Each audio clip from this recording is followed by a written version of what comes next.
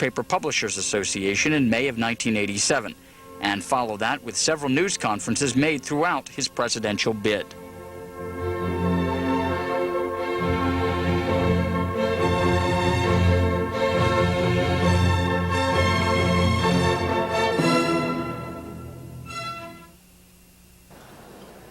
On Sunday at Ellis Island, we heard from the current President of the United States. Tomorrow, right here, a former president will speak. Today, we offer you the future. We have with us today two men who, by their own admission and by the urgings of others, would like to become president. One of them may well succeed next year. Eventually, both of them might succeed. Each of these special guests will speak to us in turn, and Senator Hart has said he will make a statement on recent press reports. After their remarks, we will have time for a few questions to them. There are two microphones located in the front of the room. I'll point them out after the prepared remarks have been concluded. Our first speaker will be former two-term Senator from Colorado, Gary Hart. Senator Hart is no stranger to the presidential arena. In 1972, he directed George McGovern's campaign. In 1984, he very nearly won the Democratic nomination. You may recall that he won 27 primaries and caucuses and more than 1,200 convention delegates. This year, he has once again declared his candidacy. Our second speaker has been serving the people of Kansas in Congress since 1961, 8 years in the House and nearly 18 as Senator. For the past 7 years, Robert Dole has been Senate Republican leader, first as Majority and then as Minority Leader. As you all know, he has served as Republican National Chairman, and in 1976 he was Jerry Ford's running mate. He hasn't declared yet, but I see him in New Hampshire frequently. First, then, Gary Hart. Thank you very much. Thank you very much. Rabbi Sobel, Mr. Chapman, Mr. Wilson, fellow Coloradan Ed Eslow, and a former colleague and excellent national leader, Bob Dole. I was grateful several months ago to receive an invitation from this distinguished organization to talk about America's future. And I intend to do so today, for that's what my campaign in the presidential selection process is and ought to be about. But with your permission, I'd like to address, if I may, the events of the last 3 days, which I understand from the papers today you have been discussing among yourselves. Last weekend, a newspaper published a misleading and false story that hurt my family and other innocent people and reflected badly on my character. This story was written by reporters who, by their own admission, undertook a spotty surveillance, who reached inaccurate conclusions based on incomplete facts, who, after publishing a false story, now concede they may have gotten it wrong, and who, most outrageously, refused to interview the very people who could have given them the facts before filing their story, which we asked and urged them to do. It is now, nonetheless, being repeated by others as if it were true. For 28 years, I have been married to my wife, Lee, a woman with an inexhaustible reservoir of affection, caring, and patience. We've survived separations, and today our marriage is stronger. We've also experienced a level of examination, scrutiny, and testing, including deeply personal questions asked by total strangers, that could only be considered normal in the most public of lives. I suspect few of you here would want to put up with that kind of experience regardless of the prize. Indeed, it is clearly one of the reasons many talented people in this nation opt out of public service.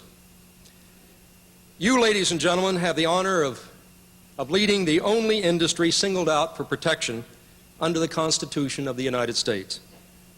That signifies enormous power. But it also places upon each of you a very heavy responsibility.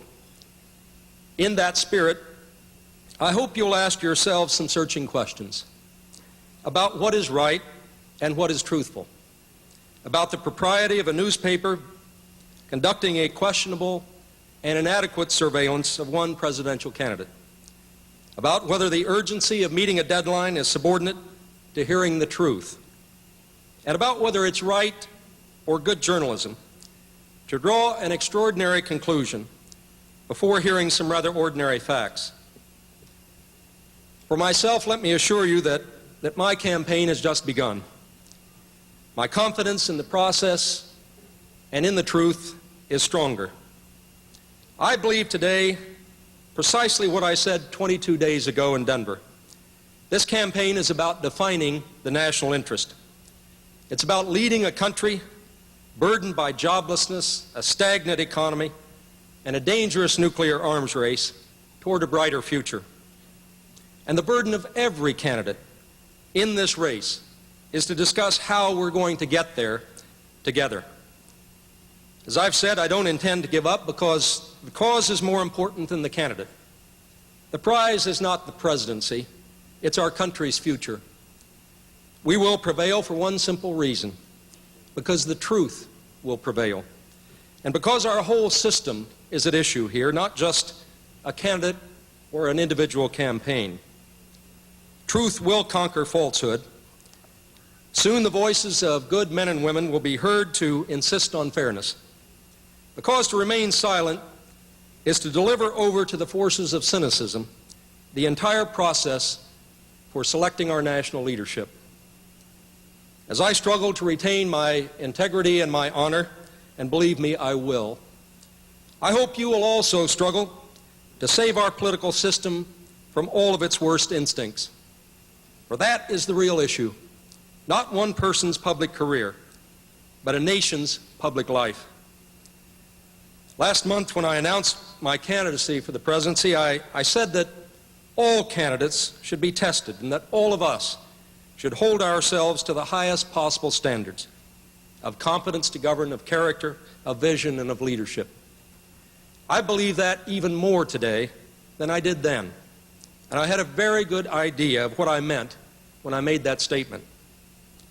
Since the very first day I entered public life, I have always held myself to a high standard of public and private conduct, and I always will. But the events of the past few days have also taught me that for some of us in public life, even the most commonplace and appropriate behavior can be misconstrued by some to be improper.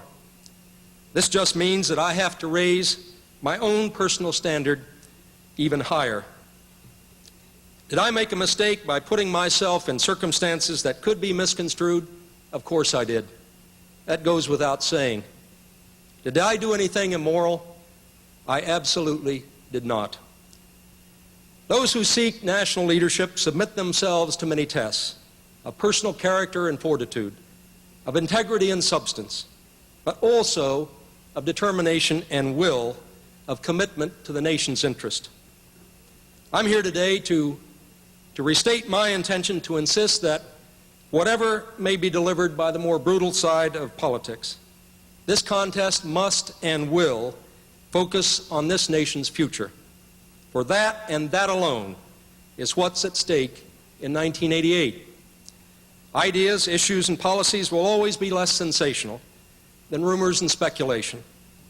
But in the final analysis, average Americans will always be more concerned about their families and their nation's future than those rumors. And that must be the real concern of governing in the coming years, because our challenges today are greater than they've been in over 5 decades. When America faced economic collapse in the 1930s, this nation rebuilt its very superstructure. We marshaled our strength behind national investments and institutional change. We renewed the infrastructure and the manufacturing base of this nation.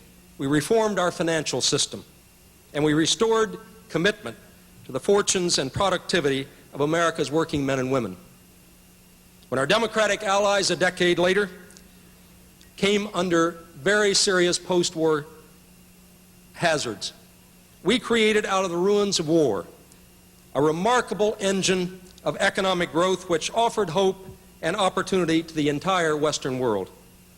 We collectively created the International Monetary Fund, the World Bank, and a Magna Carta of international trade. And the Western world enjoyed 3 full decades of prosperity. Today, we simply lack that grand scale of insight and imagination. We fail to comprehend that our economic problems are fundamental and structural in nature: a rusting industrial base, a deteriorating public infrastructure, a declining system of public education, an astounding accumulation of public and private debt, and struggling third world nations on the brink of economic collapse, fearing a slide back into dictatorship. We need, I think now as never before, leaders of vision and action, leaders like Roosevelt and Churchill, Marshall and Monet, leaders who understand that neither rigid ideologies nor scapegoating offer help or hope in America's search for a blueprint for revitalization. Where is that leadership and vision today? Just as economic change and competition quicken, corporate America is failing to make needed investments in research, development, and new technologies. Short-term profits and long-term debt are being directed into unproductive mergers and acquisitions. Too many of America's best innovations, from VCRs to fiber optics, are brought to markets as products manufactured abroad. Some corporate leaders demand protection from both foreign competition and angry stockholders, getting quotas against foreign products and golden parachutes for our producers. Today, Americans are losing the rewards of hard work. Personal incomes have stagnated while personal debt has soared. Families which once dreamed of progress rely on second jobs simply to stay even. High deficits, low productivity, and a blind faith in laissez-faire have handicapped our workers, our industries, and our leadership in world trade. Even worse, our so-called recovery has been a pawnbroker's paradise, financed by borrowing. Our nation will soon owe the rest of the world nearly $1 trillion. We've already passed Brazil to become the world's largest debtor nation, and the borrowing spree hasn't stopped. In the 1990s, the interest alone on this debt will be more than the extra money we sent OPEC in any year on account of higher oil prices, equal to the amount we spend each year on foreign cars, and greater than the output of our entire machine tool industry. I think these dangers represent a greater threat than the shock of Sputnik. Will America awaken in the year 2000 to a future as a second-rate power? Or, as we did 30 years ago, will we mobilize the strength of this nation, of our society, our wealth, our creativity, and our optimism to meet our economic destiny and realize our nation's ideal? This, it seems to me, is the true test of America's leadership in the 1980s. Leadership in the corporate boardrooms and executive suites, not just complaints about government regulations, but leadership to persuade managers and MBAs that their actions affect the national interest, not just this quarter's bottom line or tomorrow's stock quotation. Leadership in America's classrooms, not just higher salaries for teachers or better equipment for students, even though both would help, but a new commitment to higher standards and a willingness to defer gratification on behalf of excellence. And leadership from a progressive government, not devoted to dominance, but committed to being a catalyst. A government devoted to the national interest, clear blueprints for the future, and an unwavering commitment to challenge that future. A progressive government that directs public investment and private capital to help retool factories and upgrade the skill of American workers. I think history will judge the next administration by how boldly it faces 3 critical challenges: the challenge of achieving international economic leadership, the challenge of making strategic investments to rebuild America's economic superstructure and the challenge of expanding opportunities and participation to all of our citizens. I believe these challenges are inseparable. We cannot lead the international economy if our investment in new technology lags, our lines of unemployed grow, and small businesses and farms go bankrupt. We'll not increase opportunity in our society without investing in education, job training, and international competitiveness. Nor can any investment strategy succeed if it leaves behind a vast, dependent underclass, untouchable and untouched. After years of massive trade deficits and lost international trade, some now respond by making our democratic allies our economic enemies, but they simply have it wrong. The post-war recovery of Japan and Western Europe helped provide the foundation of unprecedented world economic growth. The question is how we can achieve that kind of growth and development again, but now with Latin America, Africa, Southeast Asia, and even China. Because growth abroad strengthens us here at home. Slow international growth and the collapse of export markets have helped decimate American trade.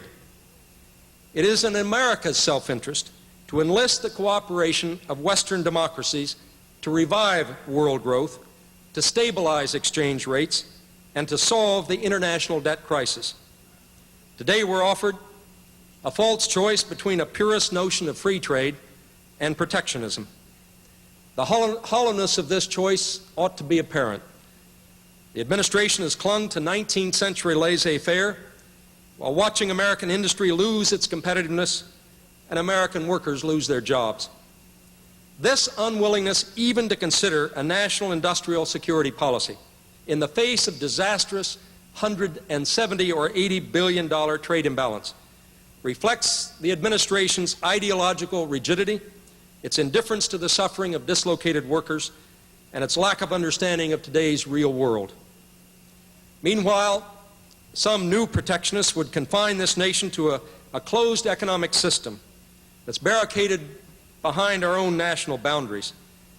They'd build a Maginot line of tariffs and quotas around overvalued products, aging capital equipment, and out-of-date production techniques. The new protectionists would subject American consumers to inflation, lazy management, and failed economic policies and not create a single job. I think we must reject both approaches, not on faith, but on evidence. A modern realistic trade policy requires enforcement of sanctions contained in existing trade laws and agreements against those who violate them. It means canceling trade concessions for countries that violate their workers' rights. It means maintaining a full-scale customs capability and eliminating fair trade compensation, protection of intellectual property rights, and existing trade law concessions for those who violate those trade agreements. We must not engage in percentage protectionism. Graham Rudman-style gimmickry that cuts trade across the board, disproportionate to any violation, must be exposed for what it is: anti-consumer protectionism that will provoke a disastrous trade war. This nation's industries need assistance, not protection. That assistance must be conditioned on a realistic plan for revitalization through voluntary industrial modernization agreements of those basic industries. Those kinds of compacts among labor, management, and government should include goals for prices and output, productivity, and targeted international market shares consistent with this nation's industry's potential. I think we must pursue a strategy that strengthens us rather than weakens our trading partners. Instead of spending billions of dollars on a bizarre and speculative technological umbrella called the Strategic Defense Initiative, we should direct America's resources to a strategic investment initiative. Intelligent students, skilled workers, retooled factories, and a renewed economic base is what is called for. This kind of a national investment initiative regards government, as I've said, as a catalyst that recognizes a modern industrial power, requires a modern manufacturing base. Increased investment will help, but it's not the only answer.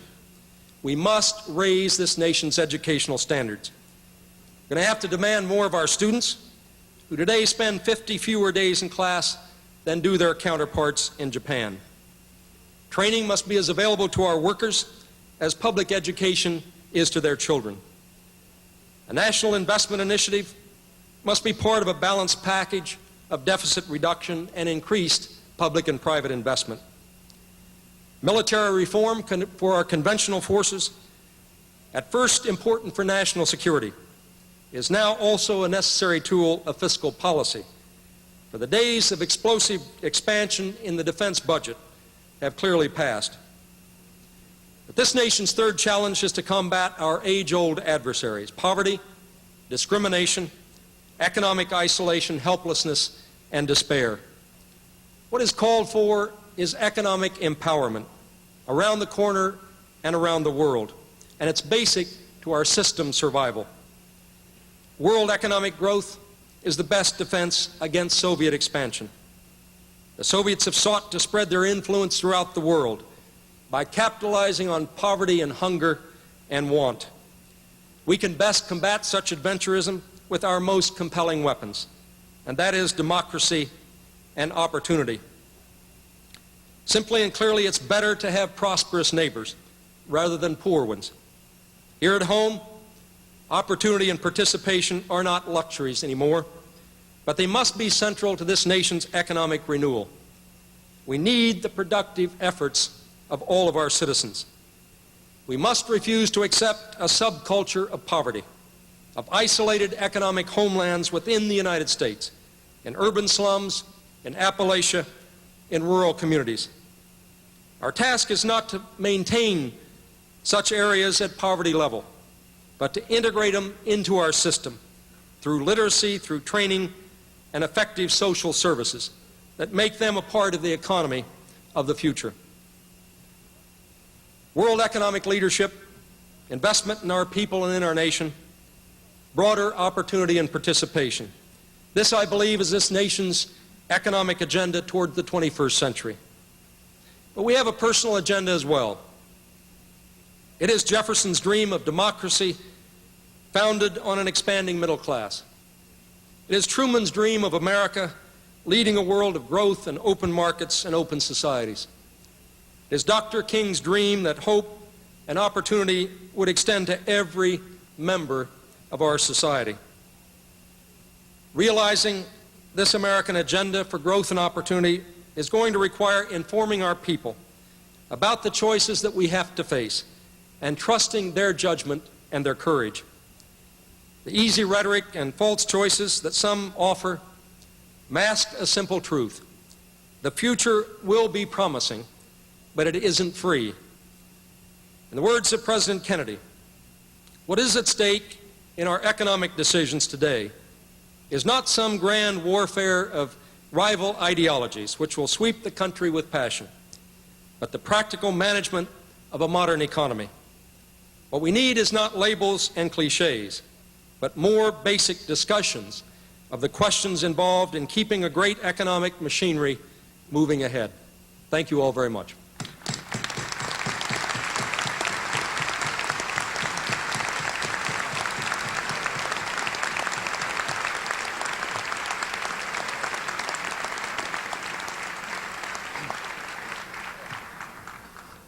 Thank you, Senator Hart. And now the senior senator from Russell, Kansas, Bob Dole.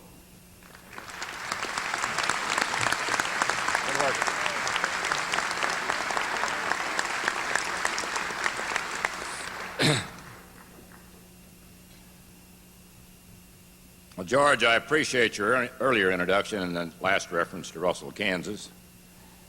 And please give my regards to all your highly intelligent, patriotic readers in the great state of New Hampshire.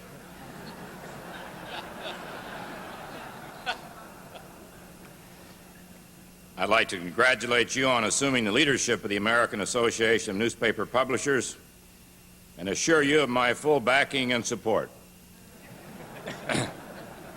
And I hope you will do the same.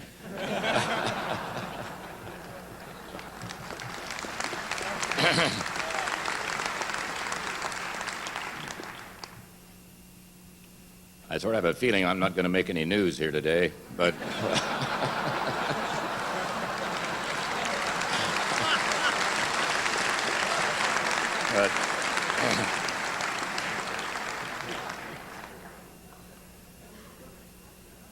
but throughout the history of the United States, the spirit of liberty has been reinforced by a free press.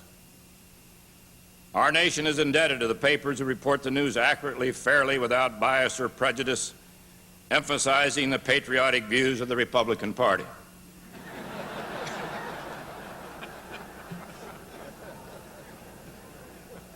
And I wanted to read a list of those papers.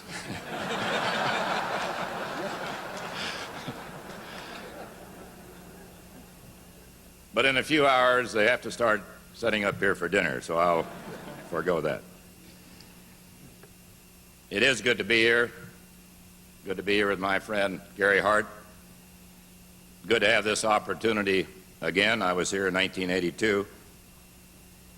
I watched with some interest as I saw the President speaking, I guess, before the rain on Sunday. And you had the opportunity to hear the President.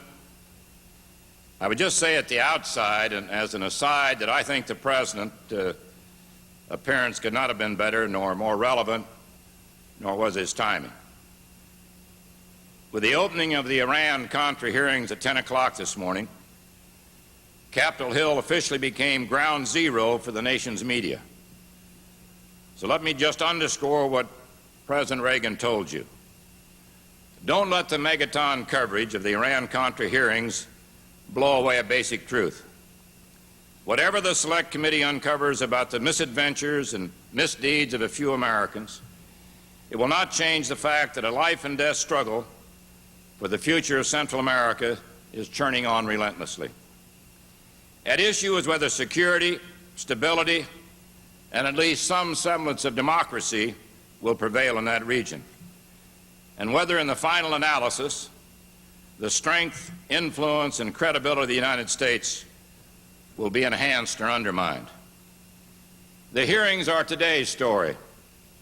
The struggle in Central America is yesterday's, today's, and tomorrow's. It is a continuing reality. So I hope that as today's headlines are pasted up, you keep in mind that defending freedom is really what we're all about. Whether it's in Central America, or Afghanistan, or Kampuchea, or wherever else freedom is in the vice of tyranny. I would also suggest it's probably no pure coincidence that we are celebrating, if I may join myself to this celebration, the 100th anniversary of the American Newspaper Publishers Association in the same year as we celebrate the 200th anniversary of our Constitution. It takes little imagination to hear one of our crusty founding fathers, Benjamin Franklin is a choice that comes to mind, seeing that he was a newspaper publisher, to imagine old Ben muttering that the two celebrations are clearly linked, and that the reason we were able to have one is because we have the other. Our press could not survive without our Constitution, and more to the point, our Constitution could not have survived without our free press. As far as centennial celebrations go, we don't exactly have a long history. The first came after Reconstruction, which was bitter and considerably less constructive than Abraham Lincoln had hoped it would be. The second is upon us now. It is a time which many of us saw in a certain sense as a time of Reconstruction. And I say this with no partisan intent. We had a long, painful difficulties in our dear country, and these were presided over by leaders of both parties. We had Vietnam. We had resistance to it. We had the Civil Rights Resolution. We had resistance to it. We had assassinations. We saw our great cities burn. We had Watergate, and the doubts and confusions it bred did not go away when those involved in it went away. But they lingered and troubled our politics for some time beyond. But then Ronald Reagan helped America set herself right in the 80s. He helped reconstruct old America with her optimism, her people's confidence in each other, her citizens' trust in government, and gave us a firm place beneath our feet to stand as we contemplated a new century. So as Congress begins to determine if wrong has been done in the execution of public duties, it would be a mean-spirited opportunist indeed who could hope that the renewed confidence and good feeling that have been the hallmarks thus far of this decade shall prove to be a passing thing of no substance or no endurance. Nevertheless, we must look straight at the present difficulties, learn from them, make corrections where possible, make retribution where necessary, and move on with great care for the preservation of that confidence in the government which had been restored, which, if lost again, will not be easily regained in our lifetime. And I do believe leaders of both parties and all ideological persuasions can agree to this, for all are affected by it. All America is affected by it, and all must wish to avoid a relapse into cynicism. And having said this, I think it is also true that those of us in public life, and I include the members of this body most particularly, must resist the pull of daily sensations a little and try to ensure that public attention moves now and then to matters not so colorful, but at least as important as those unfolding today on Capitol Hill. In the coming months, as various candidacies move to define themselves, we will see the emergence of certain contradictions between life as we might like it and life as it is. There is nothing new or profound in that observation, but it might remind us that we should take care not to create illusions about the world in which we live, because they will come around to haunt us if we do. I have in mind, for example, the emerging notion that we ought to redirect the attention of government away from the international arena and focus it instead on domestic affairs. Oh, this is tempting. We are an insular people by historical predisposition and natural inclination. Somewhere in the pantheon of instructive American slogans must be an honored place for the one that says, "You mind your business and I'll mind mine." We like to think of minding our own business as a virtue, but like other virtues, it isn't practiced much. But it's there in the grain anyway. And it touches on our role as a power among nations, and we have never liked that role. In the past 25 years, most, not all, but most of our difficulties have come from those foreign entanglements President Washington warned us against. Yet we cannot find a more dangerous time than the present to kneel to the temptations of isolationism. Nothing could be more irresponsible than to feed the false hope that we can lock our doors and close our minds to the world in which we live and still survive in that world. We must, for example, move with the utmost care in managing the matters of relations with our international trading partners, as Gary just mentioned a few moments ago. We may have strains within the family, but we must not, for the sake of political expediency, fail to acknowledge that the industrialized nations are a family. Now, we don't need to be sentimental about this, and we don't need to behave like patsies, but the inherent strength and the correctable nature of our economy means that we don't have to behave like bullies either. And as we look at such matters as our competitiveness in international markets, we should not cast all the blame for difficulties elsewhere. We do have room for improvement here at home, and some of those improvements are going to have to come from within ourselves. No candidate is going to mount much of a campaign if his positions all have a metaphysical ring to them. But at the same time, we're going to have to find some way, remembering that the fault, at least sometimes, is not in our stars, but in ourselves. Thrift used to be an American virtue. It's in the Scout Oath. A scout is cheerful, thrifty, brave, clean, and reverent. When I was a boy in Russell, Kansas, I wanted a bicycle. It was for all of us, my sisters and my brother Kenny and me. I remember it cost $26, and I worked a year at Dawson's drugstore to pay for it. Now, anybody in my generation could tell a similar recollection. We worked, we saved, That is capital, after all, savings. It's how you finance your bicycle and run your paper route so you can make some more money. And you save that for some larger purpose.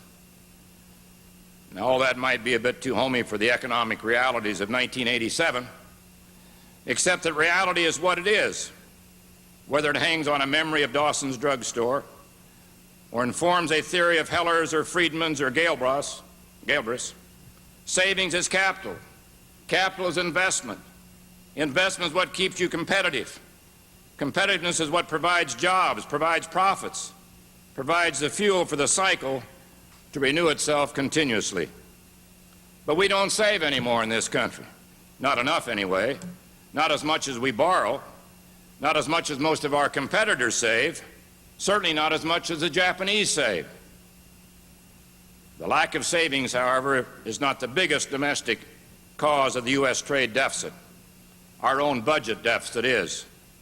And to judge from the polls and what I hear everywhere I go in the country, there's a growing consensus that agrees with me that the deficit is the biggest threat to America's well-being. We can't go on mortgaging the nation's future by government spending out of all proportion to its revenues.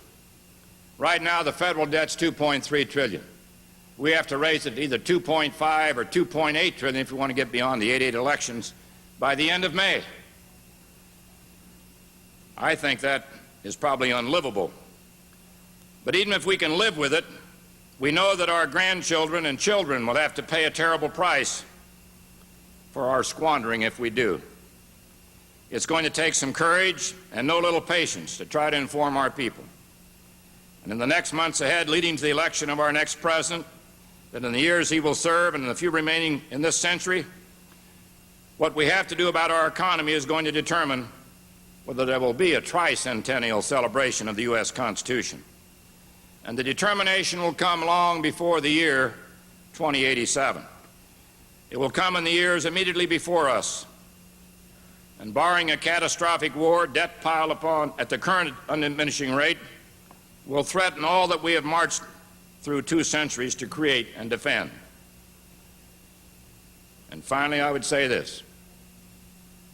In the past 6 years, we have laid the groundwork for a safer, saner 21st century in economic and trade policies, in a strong national defense, and in the beginnings of a serious search for a new doctrine of a national security and real reductions in nuclear armaments. But we have to get from here to there, and managing the transition to the next decade will not be easy. We face a major new challenge from the Soviet Union. This one not solely a challenge of military might, but a challenge of a new and vigorous Soviet leadership, adroit in its alliance-busting diplomacy, appealing in its alleged commitment to glasnost, at home and arms control abroad. Gorbachev is a Soviet phenomenon, the first truly modern Soviet leader. We cannot underestimate him or his impact.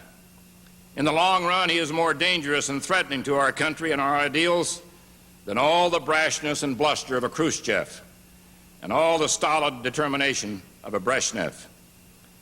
We have to understand and convince the world that at the bottom he is selling the same worn-out solutions. A more efficient statist economy, perhaps, but a statist economy all the same. A more open variant of despotism, but one in which freedom prevails only at the periphery and stops at criticizing the fundamental policies of the state. The kind of effort we need cannot be mounted from behind the walls of Fortress America. It can only be waged and won by taking our case out into the field where the action is and where the competition is. And all the while, we have to stay strong. We understand that defense costs dearly. But we know, too, that the measure of our strength is not just the level of our defense spending. We understand that a good arms control agreement is extraordinarily important. But a bad arms control agreement could be disastrous. We understand that the pursuit of SDI is vital. But for the years of transition, we will continue to rely on deterrence. At home, we need to look again at the relations between the races in this nation and make certain that we're not sliding backward to the times of restricted opportunities. and the tragedies of human capacity lost in the land of the free. We need to look again at the relations between the sexes in the private and public sectors to assure that where equality is achieved, it is preserved, and where it is threatened, that it's defended. And we need to look at the questions of nutrition and how to assure proper food is not merely adequate but abundant. No other standard can be acceptable in a nation God gave the capacity for food production that He gave to us. This, of course, impinges on foreign policy. And here again, we must think anew. We need to carefully reconsider educational policy in our country. Are we educating our children properly? Our college and graduate students properly? Now, the wonderful but awesome thing about America is that it all depends on us, on we the people, on the decisions we make, the examples we set, and the practical, far-reaching leadership we provide in the years ahead. And that means electing men and women who know what has to be done and know how to get it done, like those brilliantly practical band of patriots that met in Philadelphia 2 centuries ago. Between them, they wrote an inspiring first chapter in the story of America. But the beauty and the challenge of the American story is that it's a never-ending one. Its greatest pages may yet be written in the century ahead. Opportunity for all, a world free and at peace, an end to the nuclear nightmare, and yet undreamt breakthroughs in health, education, science, and the environment. These are a few of the pages that could be written in our lifetimes. It's up to us to write them. Thank you.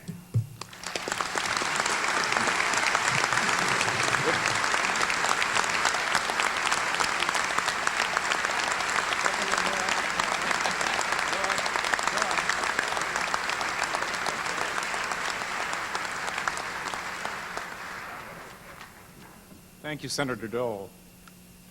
As I mentioned earlier, there are 2 microphones spotted in the front of the room. Jerry Friedheim has his hand up in the air, near one to your left, my right.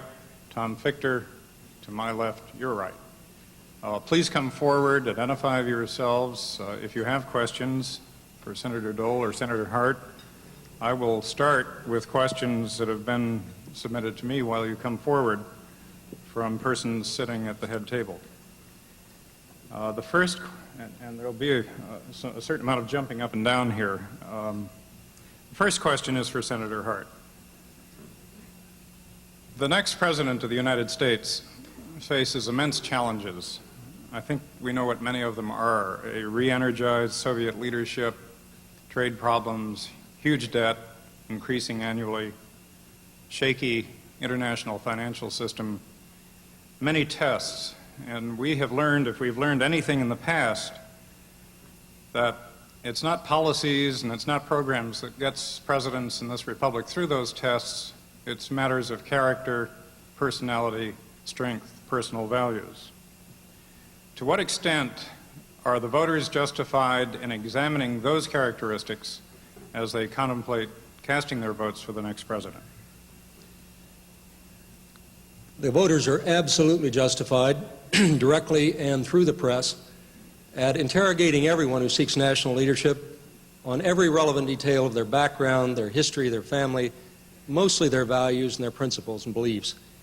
One cannot separate policy from who we are, where we came from, what fashioned and shaped each of us. In the case of both Bob Dole and myself, our upbringing in rural Kansas. All those things go into it: our church, our personal relationships, and I think the voters have every right, probably up to the point where the questions become irrelevant to leadership and character, but to ask anything they want.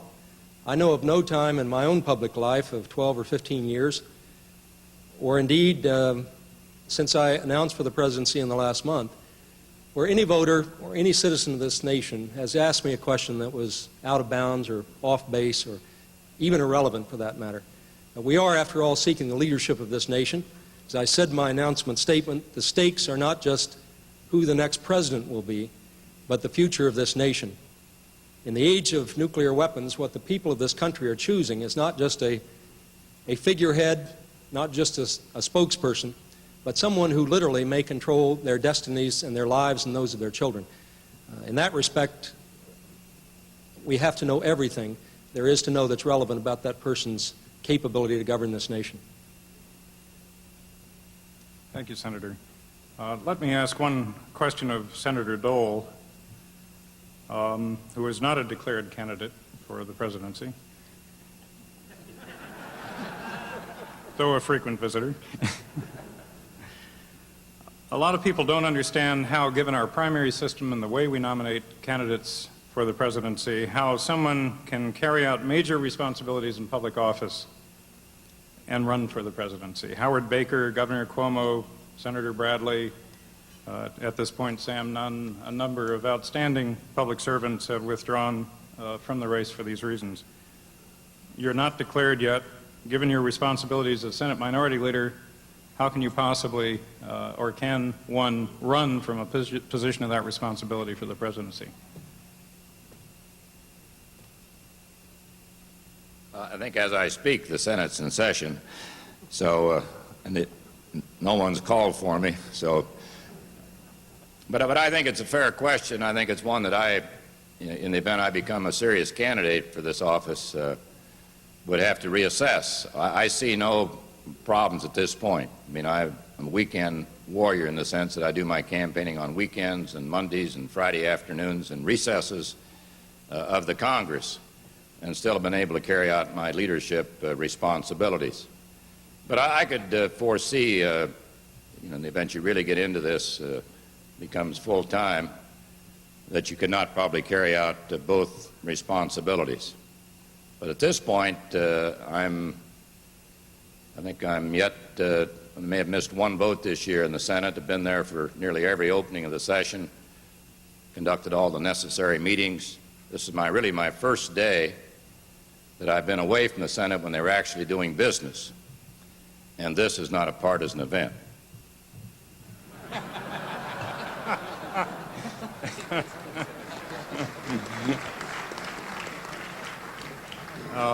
I have one quick question for Senator Dole. Yesterday we heard from the First Lady, Nancy Reagan, who talked about her personal life as First Lady in the White House. Do you advise Elizabeth Dole on policies in the Department of Transportation? Does she seek your counsel?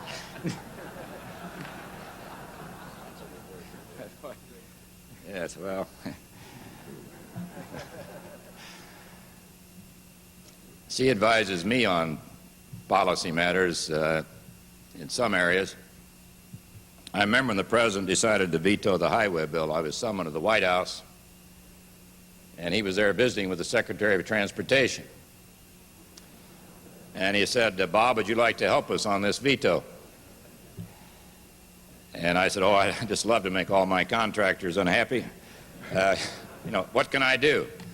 But I think that answers the question. I mean, Elizabeth has her responsibilities, and I have mine. Now and then they cross, but not very often. I'm more frequently asked, what she would do if I were elected. I don't know the precise answer, but I would expect a great deal. But I've seen no real conflict between our two positions. And if she's elected, the better question would be, what would I do?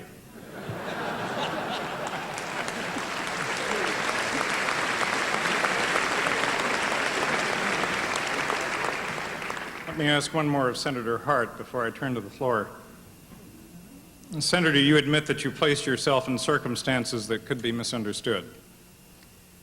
If misunderstanding took place, especially in view of your invitation to the press to follow you everywhere, my first question is, whose fault is that?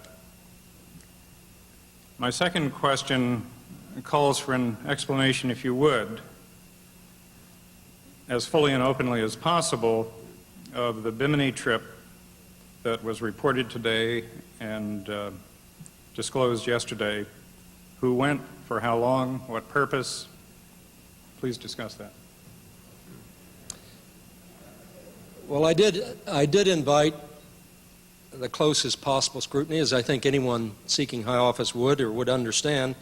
I am not naive about politics. I've been in and out of public life and helping other candidates for a long time, and I'm familiar with the way the world works. The fault, as I've already said, was my own. I did, in fact, get into a situation which could be and was misconstrued. But when you ask for scrutiny, you want complete scrutiny. You want all the facts known before a story is printed. I will accept the responsibility for what I did, and I have done so and will continue to, and will bear the consequences of that. But if someone's going to scrutinize me, I want them to scrutinize me. I want them to know all the facts. And I guess what, among the other things that disturbed me the most here, was the effort made, a direct, immediate effort made. First of all, I went and sought out the reporters. They didn't have to come find me. I knew I was being followed. And I went and confronted them, and we offered them all the facts in the story, and they refused that until they filed their story to make their Sunday deadline. I leave it for you and the American people to decide who's at fault there. I accept my responsibilities. I've done so today, and I'll continue to. The boat trip in question involved a friend of mine, a lawyer friend of mine who's been supportive in my campaign. We had a day or two off after a fundraising event a month or two ago. He had his own boat anchored in Bimini. Some repairs and improvements had been done on the boat. He had not seen it. He invited me to go with him on a charter. He was joined, or we were joined, by 2 or 3 friends of his and a crew of 3, as I recall, in open daylight. There was no effort to conceal anything. We got, and first of all, by the way, Mr. Wilson, we revealed this information. It was not discovered by anyone. We got over, the plan was to go to Bimini, look at his boat, and come back. We got to Bimini, customs was closed. The boat could not leave till the next morning. The guests on the boat stayed on that boat that night. My friend and I stayed on his boat. We left Bimini at something like 7 or 7:30 the next morning, as soon as, or 8 o'clock whenever customs opened, and came back, and I went on about my business, and those are the entire circumstances of that event. Thank you.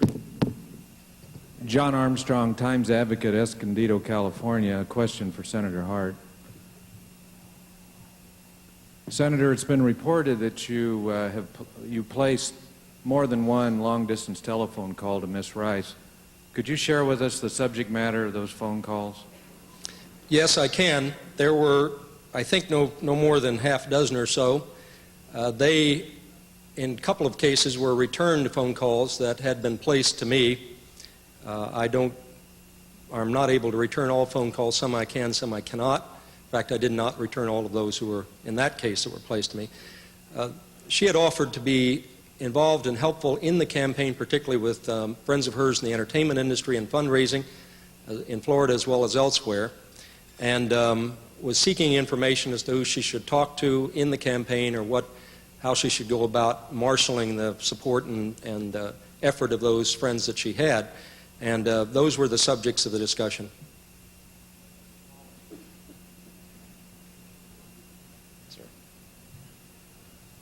Yes, to my right, Dick Capon of the Miami Herald, I believe. George, my name is Dick Capon of the Miami Herald. I would like to point out that it seems to me that the issue is not the Miami Herald, it's Gary Hart's judgment. He's an announced candidate for President of the United States, and he's a man who knows full well that womanizing has been an issue in his past. We stand by the essential correctness of our story. It's possible that at some point along the way that someone could have moved out of the alley door of his house, but the fact of the matter remains that our story reported on Donna Rice, who we met in Aspen, who we subsequently met in Dade County. He acknowledged that he telephoned her on a number of occasions. It is a fact that 2 married men whose spouses were out of town spent a considerable amount of time with these people. It is also true that our reporters saw him and Donna Rice leaving his townhouse on at least 3 separate occasions. And now, of course, it's been revealed by Ms. Rice that she went with him on a cruise to the Bahamas. We've interviewed Mr. Hart, we've interviewed Mr. Broadhurst and Ms. Rice yesterday, and we've given their comments full and prominent display in the Miami Herald. We've never speculated about what went on during any of Mr. Hart's meetings with Ms. Rice on these different occasions. And clearly, at minimum, there's an appearance of impropriety. The thrust of this news story, whether it be in the Miami Herald or anywhere else in the country, remains that the public has a major interest in the integrity and judgment of a man who aspires to be President of the United States. Dick, what is the question?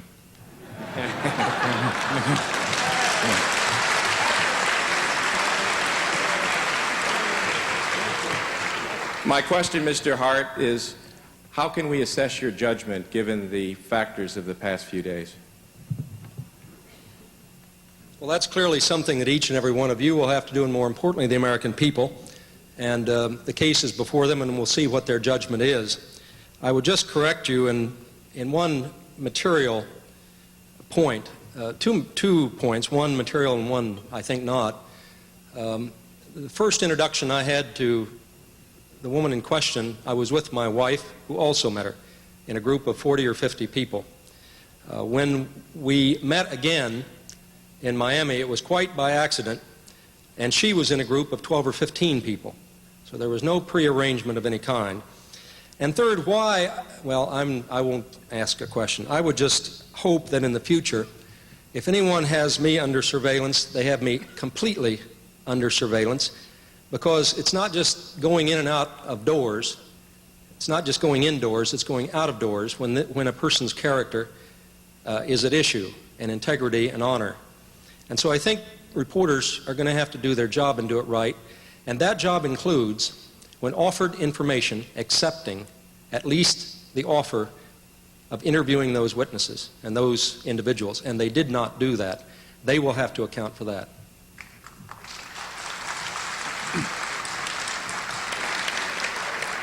Senator Dole, are these proper matters for examination by the press and the American people?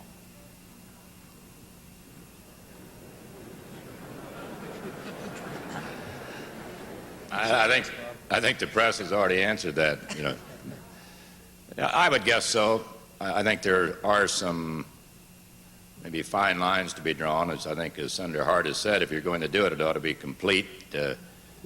But I think once we stand up and indicate that we're going to be a candidate or are a candidate for the presidency of the United States, all bets are off. That's it.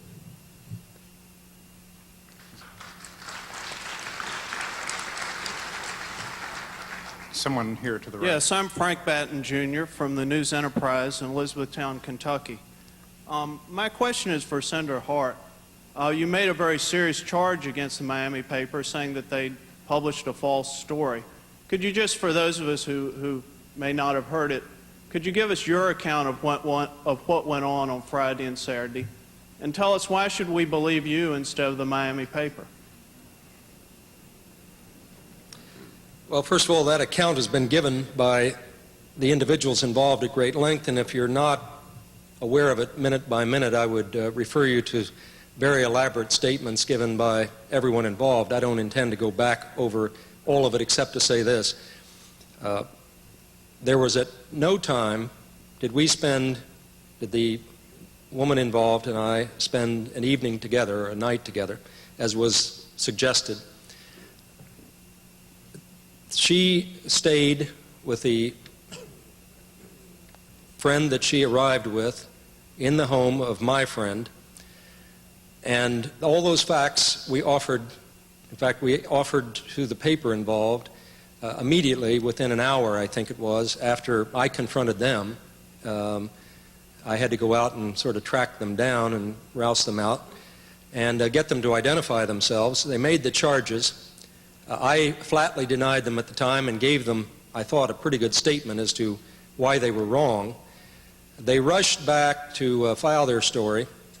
Mr. Broadhurst, who did have all the facts, tracked them down, and it wasn't easy to do, and urged them to come to his house, interview himself and the two other individuals involved at whatever length they wished to get the facts. And the response he got was, "We will come over and talk to you after we filed our story." So I leave it for you to judge. I think the American people will make their own judgment. I don't know what it's worth, and it's not meant to be rhetorical. The man who drove me over here said in a kind of direct way, he said, "You're going to be all right." He said, "This is going to turn around. It's going to boomerang." People know. He said, "People like me know when somebody's telling the truth and what really happened." And I have to trust the judgment of the American people when all the facts are out.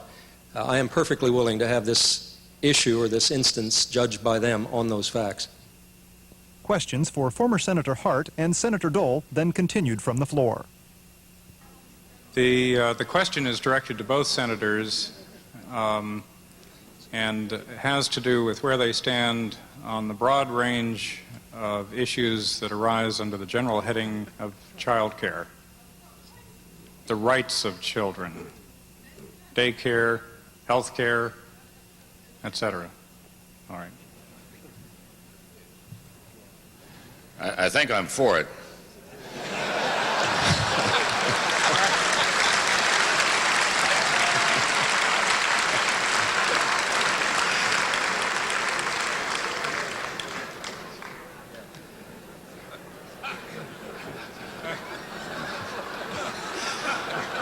Why don't you just write to me? You know, but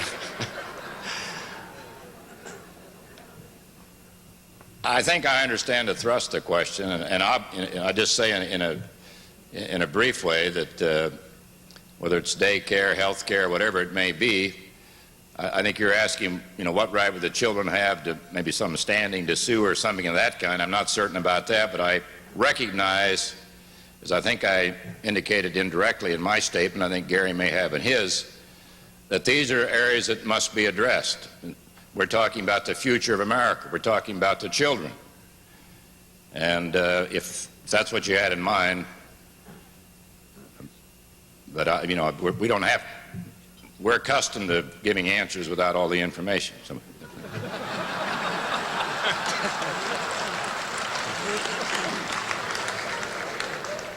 first of all, given the circumstances, it's a very refreshing question.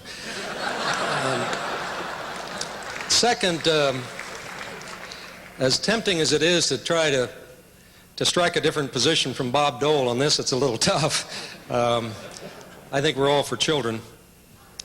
Actually, there is a serious side to this. It really gets to the heart of kind of modern American politics, and that's the difference between being for something generally and vaguely and putting that into practice in your votes and your policies. It's nice to be for children. I'm not picking on Bob here because he knows that's not the way I do things. The question is, what'd you do on Graham-Rudman, which hurt children? The question is, what'd you do on Graham-Latta, which put about 3 million poor children off the school lunch program in this country? It's nice to be for children. It's like the speeches we hear on defense in the Senate. I have yet to hear a senator of either party stand up and call for a weak defense. If you have anything to say on defense, you start by saying, I'm for a strong defense. I suppose if you had a bunch of speeches about children, everybody'd stand up and say, I'm for children. How do they vote? How they vote on nutrition programs, and I have to give Bob Dole a lot of credit here. He bucked his own party, which takes courage, to support a food stamp program at a time when it wasn't popular. It may not still be popular. He joined an adversary of his, George McGovern, to help save that program by reforming it. He didn't have to do that. I think he demonstrated wisdom. I think he demonstrated courage, and it's one of the reasons I have high respect for him. I wish I could say that everybody in his party, or even for that matter, everybody in my party, has demonstrated the same courage. I watched people in my party in 1981 vote for things, tax cuts, and cuts that they knew were going to hurt people that couldn't be hurt in this country, and come back in the cloakroom and say, gosh, I really hated to cast that vote, but I just didn't want to go back home and explain why I wasn't supporting the president. We've talked a good deal here about character. What we've talked about goes to character, and as I said I will stand up on those issues. But I think character is also a willingness politically to do what's unpopular if you believe it's right.